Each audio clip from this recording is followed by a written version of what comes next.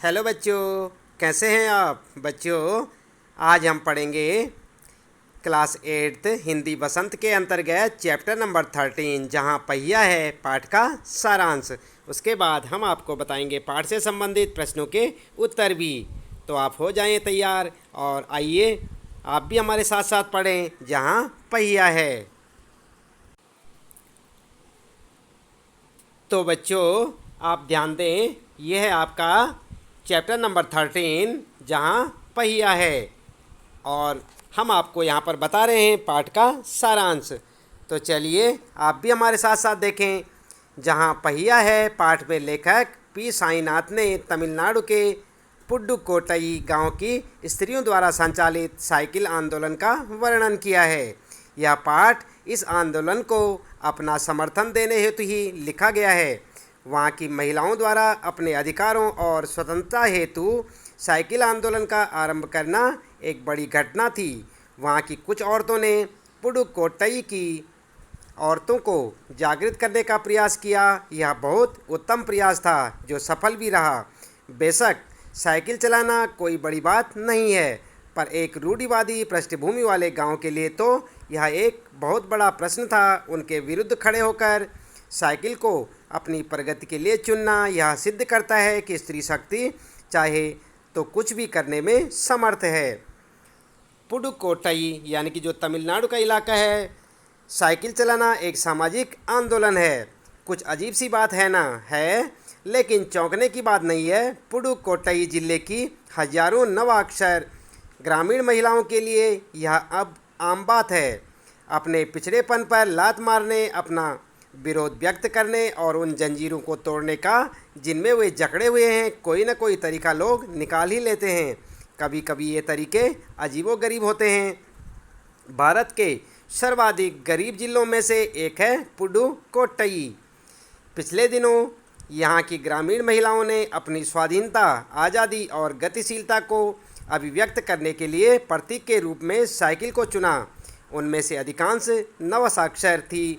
अगर हम 10 वर्ष से कम उम्र की लड़कियों को अलग कर दें तो इसका अर्थ यह होगा कि यहाँ ग्रामीण महिलाओं के एक चौथाई हिस्से ने साइकिल चलाना सीख लिया है और इन महिलाओं में से 70,000 से भी अधिक महिलाओं ने प्रदर्शन एवं प्रतियोगिता जैसे सार्वजनिक कार्यक्रमों में बड़े गर्व के साथ अपने नए कौशल का प्रदर्शन किया और अभी भी उनमें साइकिल चलाने की इच्छा जारी है।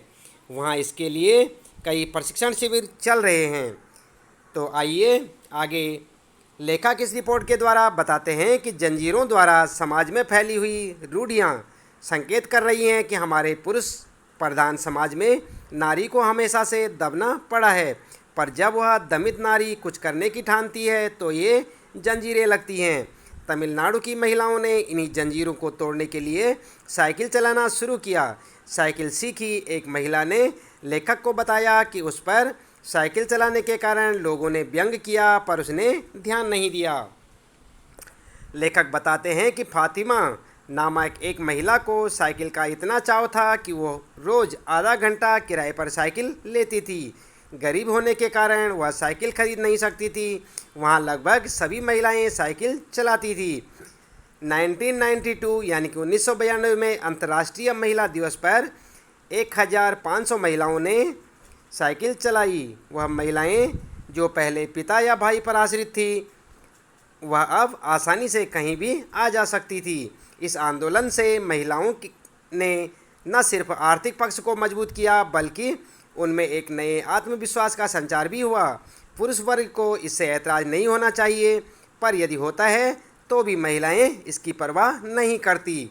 तो बच्चों यहाँ पर ये था आपके चैप्टर जहाँ पहिया है का सारांश। इसके बाद आइए हम आपको बताते हैं पाठ से संबंधित प्रश्नों के उत्तर भी। तो बच्चों यह है आपका चैप्टर नंबर 13 जहाँ पहिया है पाठ के प्रश्न उत्तर। तो यहाँ पर सबसे पहला प्रश्न आपके पास, उन जंजीरों को तोड़ने का जिनमें वे जकड़े हुए हैं कोई ना कोई तरीका लोग निकाल ही लेते हैं। आपके विचार से लेखक जंजीरों द्वारा किन समस्याओं की ओर इशारा कर रहा है। तो आप उत्तर क्या लिखेंगे? आप लिखेंगे लेखक जंजीरों द्वारा रूढ़िवादी प्रथाओं की ओर इशारा कर रहा है जिनका सामना तमिलनाडु के पुडुकोट्टई जिले की महिलाएं कर रही थी। इसके बाद अगला प्रश्न है आपके लिए, प्रश्न नंबर 2। क्या आप लेखक की इस बात से सहमत हैं? अपने उत्तर का कारण भी बताइए। तो आप उत्तर लिखेंगे, उन जंजीरों को तोड़ने का जिनमें वे जकड़े हुए हैं कोई ना कोई तरीका लोग निकाल ही लेते हैं। लेखक के इस कथन से हम सहमत हैं, क्योंकि मनुष्य स्वभावानुसार अधिक समय तक बंधनों में नहीं रह सकते। समाज द्वारा बनाई गई रूढ़ियाँ अपनी सीमाओं को लांघने लगे तो समाज में इसके विरुद्ध एक क्रांति अवश्य जन्म लेती है, जो इन रूढ़ियों के बंधनों को तोड़ डालती है। ठीक वैसे ही तमिलनाडु के पुडुकोट्टई गांव में हुआ। महिलाओं ने अपनी स्वाधीनता व आज़ादी के लिए साइकिल चलाना आरंभ किया। इससे उनमें आत्मसम्मान जागा, खुशहाली बढ़ी और वे आत्मनिर्भर हो गई। तो इस प्रकार से आप दूसरे प्रश्न का उत्तर लिखेंगे। इसके बाद बच्चों आप ध्यान दें, यहाँ पर आपके लिए तीसरा प्रश्न, साइकिल आंदोलन से पुडुकोट्टई की महिलाओं के जीवन में कौन कौन से बदलाव आए हैं।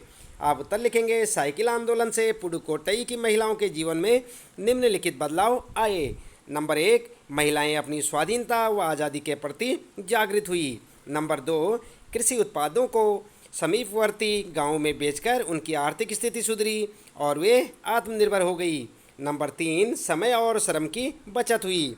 और नंबर 4, स्वयं के लिए आत्मसम्मान की भावना पैदा हुई। इसके बाद आइए जान लेते हैं यहाँ पर चौथा प्रश्न और उसका उत्तर। शुरुआत में पुरुषों ने इस आंदोलन का विरोध किया, परंतु आर साइकिल्स के मालिक ने इसका समर्थन किया, क्यों? तो आइए इसका उत्तर कैसे लिखेंगे आप। शुरुआत में पुरुषों ने इस आंदोलन का विरोध किया क्योंकि उन्हें डर था कि इससे नारी समाज में जागृति आ जाएगी। आर साइकिल्स के मालिक गांव के एकमात्र लेडी साइकिल डीलर थे। इस आंदोलन से उसकी आय में वृद्धि होना स्वाभाविक था, इसलिए उसने स्वार्थवश आंदोलन का समर्थन किया। लेडी साइकिल आने का इंतजार न कर पाने वाली महिलाओं ने जेंट्स साइकिल ही खरीद ली, जिसका सीधा सीधा लाभ उन्हें मिल रहा था। इसके बाद पांचवा प्रश्न आपके लिए, प्रारंभ में इस आंदोलन को चलाने में कौन कौन सी बाधा आई। तो आप ध्यान दें, यहाँ पर उत्तर लिखेंगे आप। फातिमा ने जब इस आंदोलन की शुरुआत की तो उसे बहुत कठिनाइयों का सामना करना पड़ा। उसे लोगों की फफ्तियाँ यानी कि गंदी टिप्पणियाँ सुननी पड़ी। फातिमा मुस्लिम परिवार से थी जो बहुत ही रूढ़िवादी थे। उन्होंने उसके उत्साह को तोड़ने का प्रयास किया। पुरुषों ने भी इसका बहुत विरोध किया।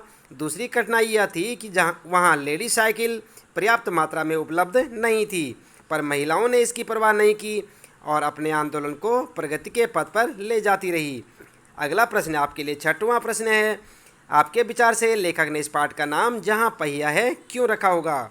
तो आप उत्तर लिखेंगे, लेखक ने इस पाठ का नाम जहाँ पहिया है तमिलनाडु के पुडुकोट्टई गांव के साइकिल आंदोलन के कारण ही रखा होगा। उस गांव में महिलाओं का पुरुषों के विरुद्ध खड़े होकर साइकिल को अपनी जागृति के लिए चुनना बहुत बड़ा कदम था। पहिए को गतिशीलता का प्रतीक माना जाता है और इस साइकिल आंदोलन में महिलाओं का जीवन भी गतिशील हो गया। उनकी रूढ़िवादी जिंदगी बदल गई और उनमें आत्मनिर्भरता की भावना बढ़ गई। इस प्रकार से बच्चों आप छठे प्रश्न का उत्तर लिखेंगे। इसके बाद आपका अगला प्रश्न है सातवां, अपने मन से इस पाठ का कोई दूसरा शीर्षक सुझाइए। अपने दिए हुए शीर्षक के पक्ष में तर्क दीजिए। तो यहाँ पर आप क्या शीर्षक लिखेंगे, आइए उत्तर में जान लेते हैं। यहाँ पर साइकिल करेंगी महिलाओं को आत्मनिर्भर भी इस पाठ के लिए उपयुक्त नाम हो सकता था, क्योंकि साइकिल आंदोलन से ही महिलाएं अपनी स्वाधीनता व आज़ादी के प्रति जागृत हुई। कृषि उत्पादों को समीपवर्ती गांवों में बेचकर उनकी आर्थिक स्थिति सुधरी व आत्मनिर्भर हो गई। अगला है आठवां प्रश्न, साइकिल चलाने से फातिमा और पुडुकोट्टई की महिलाओं को आज़ादी का अनुभव क्यों होता होगा। आप उत्तर लिखेंगे, फातिमा के गांव में पुरानी रूढ़िवादी परंपराएं थी। वहां औरतों का साइकिल चलाना उचित नहीं माना जाता था। इन रूढ़ियों के बंधनों को तोड़कर स्वयं को पुरुषों की बराबरी का दर्जा देकर फातिमा और पुडुकोट्टई की महिलाओं को आज़ादी का अनुभव होता होगा। इसके बाद बच्चों यहाँ पर बात करते हैं भाषा की बात। तो यहाँ पर क्या है, नौवां प्रश्न आपके लिए, उपसर्गों और प्रत्ययों के बारे में आप जान चुके हैं। इस पाठ में आए उपसर्ग युक्त शब्दों को छांटिए, उनके मूल शब्द भी लिखिए। आपकी सहायता के लिए इस पाठ में प्रयुक्त कुछ उपसर्ग और प्रत्यय इस प्रकार हैं, जैसे अभी प्रत्यय है। यहाँ पर अभी आप देख रहे हैं, यहाँ पर यह है आपका अभी प्रत्यय, अभी प्र, अनु, परि, वि और इक, वाला, ता और ना। यहाँ पर जो है बहुत सारे प्रत्यय आपके दे रखे हैं, और यदि आप जो है प्रत्ययों के बारे में जानते हैं तो बहुत अच्छी बात है।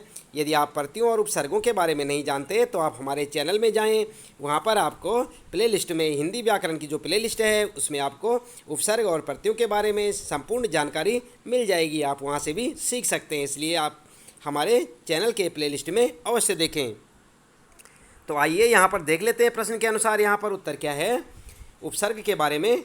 अभी उपसर्ग से यहाँ पर जैसे कि आप देख सकते हैं, अभी से अभिमान, अभी प्लस मान, और प्रत्यय से प्रयत्न, प्र प्लस यत्न, अनु से अनुसरण, अनु प्लस शरण, और परि से परिपक्व से यहाँ पर परि और पक्व, और उसी प्रकार यहाँ पर वी यानी कि वी प्लस शेष या वी धन शेष बोल सकते हैं आप जो है इस प्रकार से उपसर्गों का प्रयोग देख सकते हैं। बाकी बात करते हैं प्रत्यय की बात। तो प्रत्यय क्या होता है बच्चों?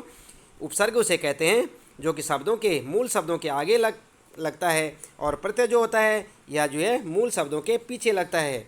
तो जो पीछे लगने वाला होता है प्रत्यय, और जो आगे लगने वाला उपसर्ग। यहाँ पर आप देख सकते हैं एक है यहाँ पर एक शब्द, और जैसे कि धार्मिक है यहाँ पर, तो धर्म में जो है एक प्रत्यय लगा तब बन गया ये धार्मिक। वाला है यहाँ पर तो किस्मत वाला, जैसे कि आप जानते हैं गाड़ी वाला, तांगे वाला।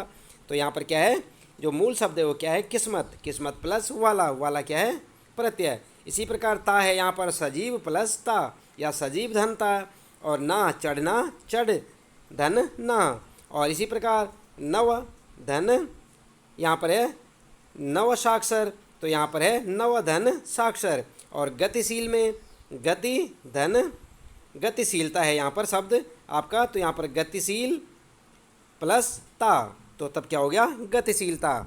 तो इसलिए हम आपसे एक बार फिर कहना चाहेंगे कि उपसर्ग और प्रत्ययों के बारे में जानने के लिए आप चैनल के हिंदी व्याकरण वाले प्लेलिस्ट को अवश्य एक बार चेक करें, वहाँ से आपको इसके बारे में संपूर्ण जानकारी मिल जाएगी। तो बच्चों ये था यहाँ पर आपके पाठों के प्रश्न उत्तर